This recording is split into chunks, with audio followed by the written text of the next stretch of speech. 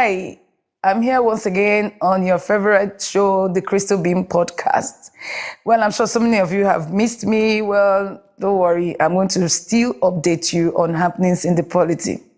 The gist plenty, the gist plenty. So much to talk about, but I'm going to make it short because I think you need to watch some of the videos in between today's podcast, some of the activities, that took place while I was away.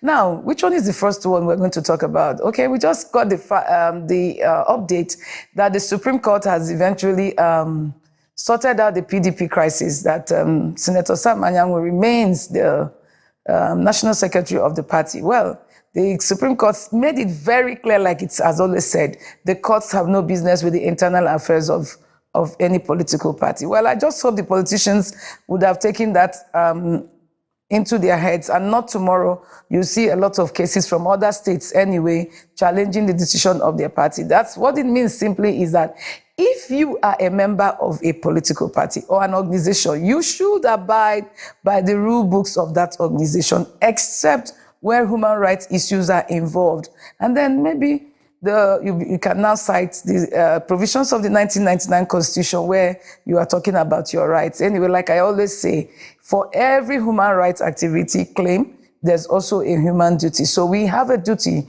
to also respect the rules and regulations holding us together in any organization we find ourselves. Well, that's for that. If they continue to fight, well, one man's loss is another man's gain. APC is still there. And I understand that SDP is bringing in a lot of big wigs, and they want to form a movement, another movement, just like what we saw in 2014 when APC was birthed. It was like a massive movement to remove the PDP from power.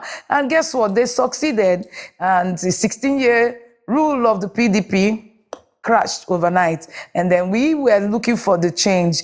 The Nigerian people were having high expectations for the change they desired, the change they demanded, the change they voted for. Well, it's up to you to know whether that change, you actually got it, whether for good or for bad. But I think there's a pattern that has been on in our nation since 1999.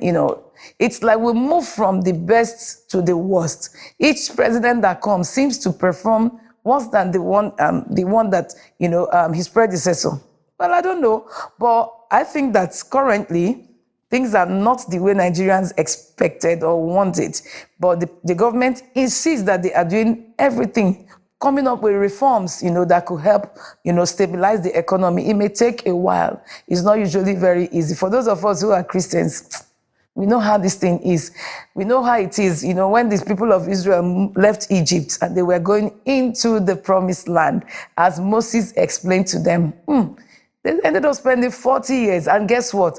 More than 3 million of them died I think 3 million or 3,000, I don't know. But they died in the desert, those from 20 years below, who left Egypt seeking for where they could have the milk and honey. They died on the way. Why? Because they broke the rules. So, well, we don't wish that for our nation. All of us want to move with the system, with the government, and ensure that we get it better.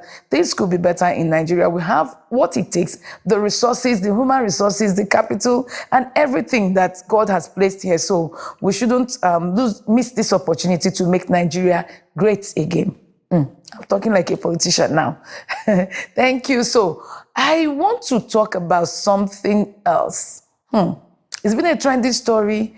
I think in the last episode, I mentioned something about the National Assembly, particularly the Senate, the Nigerian Senate, presided over by His Excellency Senator Godswill Obot Akpabio. That name everybody knows. That's the uncommon transformer who transformed Akwa Ibom State. Well, if you're in doubt, take a visit to Akwa Ibom, Uyo, and see things for yourself. I think I've been there, and I was also amazed at the achievements, and whatever he recorded there while he was there. Well, that's in the past. We are talking of now, because being in the executive could be a bit different from when you are in the legislature, the other arm of government. I think he's been in the executive, he's been a commissioner, I think local government or something like that. And then he was governor, and then he came to the Senate minority leader, later became a minister for Niger Delta Affairs, and then Senate again as the Senate president. Well, they say uneasy lies the head that wears the crown. This crown that many people seek, everybody is seeking to become a politician. Even students want to become leaders. Everybody wants to get a bite of whatever government has to do. But are you prepared to take the nonsense that comes with it? Because a lot of mudslinging, a lot of a lot of nonsense will be thrown at you, the moment you become a leader, or even when you seek to aspire that office. And I think that Godswill Akpabio, well, he's been through this time and time and time over. It's nothing new, if you ask me. Well, but this one is a little bit serious. Why? Senator Natasha Akpoti-Uduaghan, according to him, the princess of the Senate, young lady, 45 years, from Kogi State, and he's married to a fellow Niger Delta, to Akpabio. In fact, the husband happens to be Akpabio's buddy. They are friends. He's equally wealthy. Well, the matter, all of us know, is not an issue for the local. It's everywhere. Natasha has taken her matter to the UN, took the matter to some foreign media, and all that. Latest was BBC. What's the issue? It started with movement of seats. According to them, in their rule book, you can actually change. The presiding officer has the power to move you to another seat, particularly when you have defectors, joining or leaving a particular party. Yes, Ned Nwoko and some persons left PDP for APC, so they needed to move them from the opposition to where the ruling party members, were seated. So Natasha refused to move because she said she was not notified of the seat change. But somebody will ask, what's the big deal about seat change? The important thing is that you're still a senator, you sit wherever. She's fair and beautiful enough to be noticed from wherever. She's vocal enough to be noticed.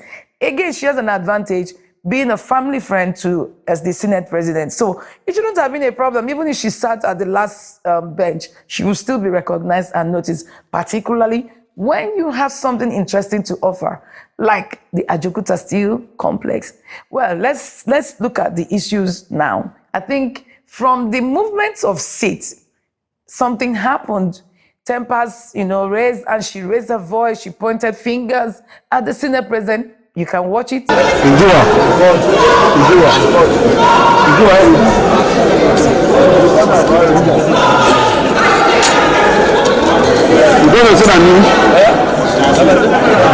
You can see it and all that. A lot of back and forth. Some other colleagues of hers, both the female senators and the male colleagues, tried to pacify her and say no. And even the Senate president said, Senator Natasha, go to your seat, you'll be heard. No, she said, order 10. I don't know. I'm not in the Senate, so I don't know. So she was quoting order 10. That is privilege. Privilege means that she should be allowed to speak. But the law says you have to speak from your seat. So which one comes first? That's it. Just like lawyers will say, when two courts of coordinate jurisdiction give a judgment, the first in time, prevails. Or when the higher court gives, that one prevails. So I think that maybe she didn't know that aspect of it, that, she needed to really sit. And I think she would have sat there and then, of course, made her case. Well, if you look at the whole drama, it was beyond seat change.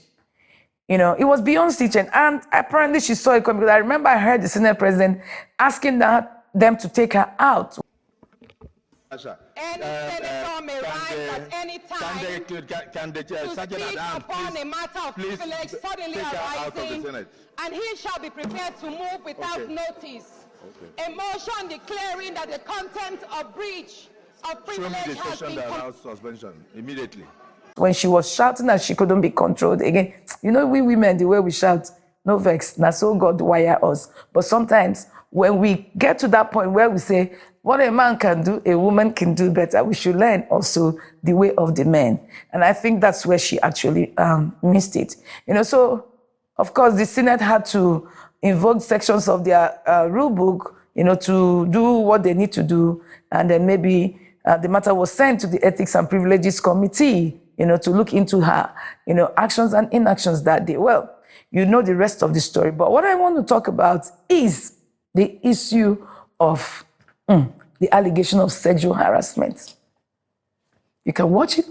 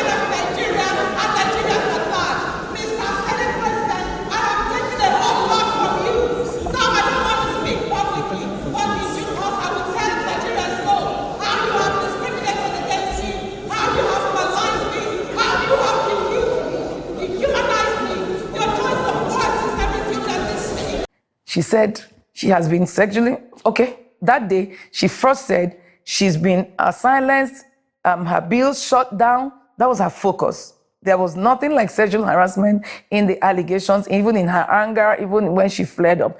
We didn't hear all that. But I think that when the matter was now taken to Ethics and Privileges Committee, she thought of something to do. Of course, she probably knew or suspected that she may be suspended, even if, according to their rule book, for 14 days, 14 sitting days, that's 3 days in a week. You can multiply that, you know what it means, how many weeks or how many months she would have been, out of the Senate.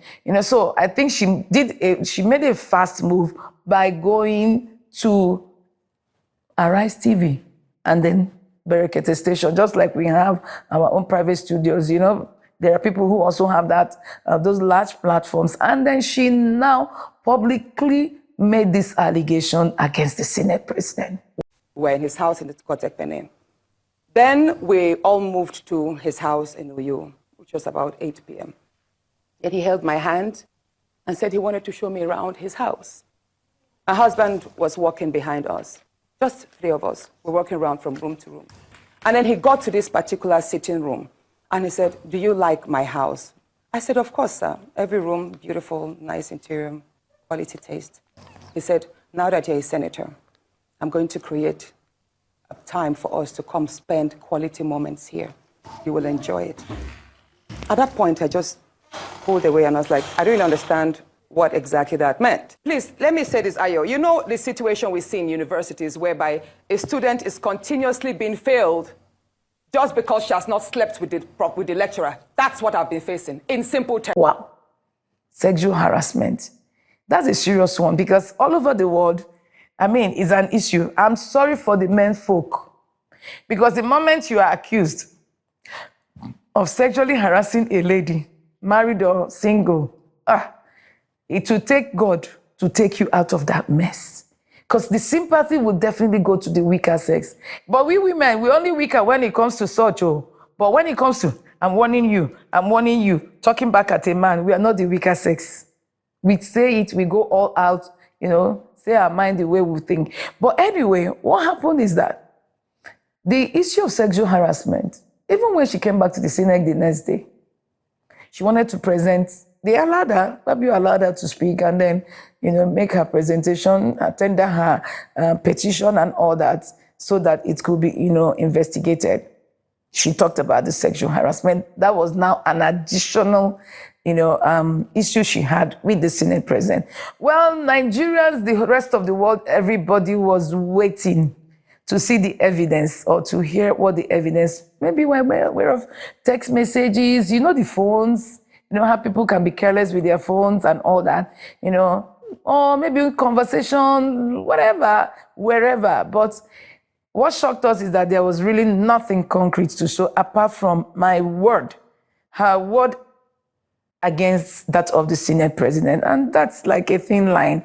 It's very difficult to just, believe. And then, but some people said, no, Akpabio needed to recuse himself because he's been accused. Well, don't forget that the initial problem was that of seat change. And then you're talking of sexual harassment, and of course she's gone to court. We don't know the issues in court. I don't even think that one is in court, because for you to go to court on such a matter, you must be able to provide, strong evidence. So I think it's more of a media trial of the Senate president. Unfortunately for him, he's been accused before by another lady that I will say is also on that same level. High-profile women, to deal with them, they're easy. Most men prefer them because they think they have the class, they have the money, they have the connection, they have what it takes to be on top. They like to help some of us to grow. So that's the reason why they fall prey, and then they begin to deal with it. But anyway, when that happened, we also saw that there was no evidence to that effect. So what do? Senator Natasha didn't stop at her rise. She went to the IPU, Interparliamentary Union, where the women were having their session in New York. And she went in there. I come with a heavy heart from Nigeria, but first I'd like to apologize to Honorable Kafila Fubara. I am not here to bring shame to our country. I'm here to seek help for the women of Nigeria. Again, my name is Senator Natasha. 5 days ago, on the 6th of March 2025, I was suspended. As a senator, I was suspended illegally because I submitted a petition of sexual harassment against the President of the Nigerian Senate, Senator Godswill Akpabio. I thought that by submitting the petition, he would recuse himself, and both of us will submit ourselves to the Committee on Ethics, Privileges and Public Petition for a fair and transparent investigation. But unfortunately, I was silenced and I was suspended. I was suspended for 6 months, amongst many other stringent conditions, such as taking away my security, taking away all the officials, vehicles, and other items that were handed over to me as a senator. My salaries will be cut off. I must not appear anywhere near the National Assembly. And for 6 months, I'm not to introduce myself or present myself as a senator locally in Nigeria or internationally. That means I'm here illegally, but I had no other place to go but to come here and speak to you women, because this is a bigger picture.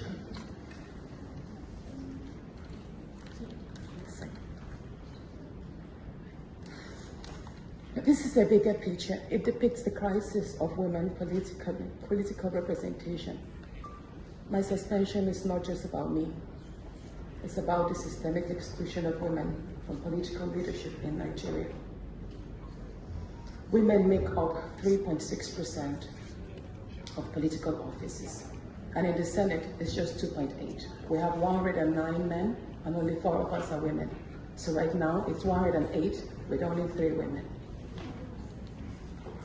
This is a clear case of political victimization, punishment for speaking out against impunity, corruption, and gender-based violence. The United Nations Declaration 48/104 declares sexual harassment as a form of gender violence. The Senate's actions are an assault on democracy. I was elected by my constituents to represent them. Yet a few powerful men have unilaterally decided to silence their voices by suspending me for 6 months. My call for an open and transparent investigation into harassment allegations have been met with hostility instead of accountability. If a female senator can be treated this way in the full view of the world, imagine what ordinary Nigerian women would go through every day in workplaces, in universities, and other aspects of our society. A culture of harassment and silencing must end. And this is not just a Nigerian issue, it's a global one. Women in politics, media, and businesses face threats, intimidation, and violence for simply demanding fairness. From sex for grades scandals in universities to harassment in workplaces and political spaces, Nigerian women have constantly been forced into silence. We need stronger legal protections and a zero culture tolerance for gender-based discrimination and intimidation. My call to the international community is such that the world must not stay silent as democracy and women's rights are rolled back in Nigeria. I call on human rights organizations, women movements, and democratic institutions to hold the Nigerian Senate accountable. Nigeria needs global partners to push for women's political inclusion, safety, and protection from political harassment. You may ask, what are my next steps? I will resist the political intimidation. In the past few days, a number of my colleagues, my male colleagues, have reached out to me and said, Natasha, all you need to do is apologize and retract your statements. And I told them I am not going to apologize. I will not apologize for my truth.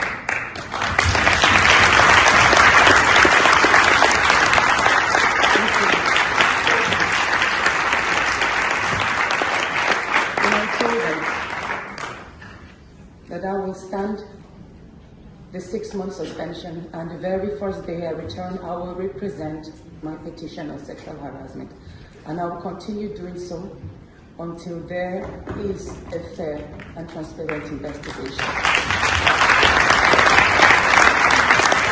Ordinarily, like the law says, you cannot go in there except as a member state, not as an individual. So how she was able to get them to allow her speak is a story for another day. Well, the Senate quickly rose up. I think Senator Opeyemi Bamidele also, I think I have something he sent to them, and it was read by the House Committee Chairman on Women Affairs. Distinguished delegates from all over the world, I have been mandated by the Nigerian National Assembly to present a response to Senator Natasha Akpoti-Uduaghan's speech delivered yesterday at the 69th session of the United Nations Commission on the Status of Women. In response to the call by the President of the Interparliamentary Union, IPU Right Honorable Tulia Axen, to hear both sides of the matter, I have received a letter from the Nigerian Senate in my capacity as the chairman of the House Committee on Women Affairs and Social Development of our parliament in Nigeria, and the parliamentarian representing Nigeria at this conference. But before I present the position paper of the Senate, I would like to reaffirm that Nigeria's unwavering commitment to the principles of justice cannot be overemphasized, to due process and to the protection of and fundamental human rights. As a nation, we recognize the gravity of sexual harassment and acknowledge the necessity of addressing such allegations with all sense of responsibility. Such allegations demand a thorough, impartial, and transparent investigation. At the same time, we must ensure that fairness is upheld for all individuals involved, and that justice is neither predetermined nor one-sided. Nigeria remains firmly committed to upholding women's rights and combating gender-based violence through strong legal frameworks and institutions. Our parliament and judiciary continue to undergo reforms to strengthen these efforts. The ongoing legislative initiatives seek to address historical imbalances in women's representation in our parliament, including the reserved seats bill and other crucial proposed constitutional amendments aimed at safeguarding the rights and privileges of women. These efforts underscore our commitment to fostering a more inclusive and equitable political space. Throughout my career, I have consistently advocated for human and particularly women's rights. I firmly believe that every individual, regardless of their gender, status, or affiliation, is entitled to justice and fairness. The allegations against the Nigerian Senate and the Senate President, Godswill Akpabio, raised during the IPU conference yesterday have garnered significant attention both within Nigeria and internationally. Senator Natasha has expressed concerns regarding what she perceives as unfair treatment following the presentation of these serious claims. However, it is equally important to acknowledge that the Senate President, in his official capacity, has strongly denied these allegations. In the spirit of transparency and fairness, I now wish to read this letter from the Senate in its entirety. And it is crucial that all perspectives are heard and that all aspects of the situation are duly considered. After the presentation of the position paper of the Nigerian Senate, it is important to recognize that both the allegations made and the responses provided are serious matters that require careful and unbiased scrutiny. This issue, which remains sub judice, involves multiple elements, including allegations of sexual harassment and potential violations of Senate rules. While it is necessary to engage in introspection and understand any potential connections, these matters must also be considered separately. It is imperative that we uphold the principles of fairness and ensure that no individual is prematurely judged without a transparent and impartial process. Therefore, I call for the following actions: a thorough and unbiased investigation ensuring that all claims and defenses are examined fairly and transparently; protection of all parties involved, safeguarding the rights of all individuals and preventing any form of intimidation or retaliation. 3, accountability and transparency, upholding institutional integrity by ensuring that due process is rigorously followed. As representative of the people, it is our duty to ensure that a fair and transparent resolution is achieved. Most importantly, ensuring that we uphold justice, fairness, and posterity to judge us right. Thank you. I will now go straight to the position paper of the Senate. And the next voice you'll be hearing from here will be the voice of the Senate leader of the Senate, Senator Opeyemi Bamidele, CON, the leader of the Senate, Federal Republic of Nigeria. Senator Natasha Akpoti-Uduaghan was suspended for gross misconduct and unruly behavior, and not as a result of allegation of sexual harassment or assault. The authority of the Senate of the Federal Republic of Nigeria firmly rebukes the deliberate misinformation and false narratives being circulated by certain media organizations regarding the six-month suspension of Senator Natasha Akpoti-Uduaghan. Let it be unequivocally stated that Senator Uduaghan was suspended solely for a persistent act of misconduct, blatant disregard for the provisions of the Senate Standing Orders 2023 as amended, and gross indiscipline, nothing more, nothing less. This is still the voice of the leader of the Senate. It has come to the attention of the Senate that some media reports are attempting to falsely suggest that Senator Uduaghan's suspension was due to allegations of sexual harassment. This is completely untrue, misleading, and a calculated attempt to distort the facts. If Senator Uduaghan had strictly followed our guiding principles, the Senate would have treated her petition based on merit in line with its practice, but she never obeyed the established practices of the institution where she was serving. The facts of the suspension. This is still the voice of the Senate leader. Senator Uduaghan's suspension was a decision of the Committee of the Whole Senate, following the submission of a report by the chairman of the Senate Committee on Ethics and Privileges. The report found her guilty of violating sections 6.1 and 6.2 of the Senate Rules and recommended her immediate suspension. The disciplinary action was a response to her repeated violations of legislative decorum, including 1, refusing to sit in her assigned seat during plenary on the 25th February 2025, despite multiple pleas from the leadership and other ranking senators, an act of open defiance and disorderly conduct.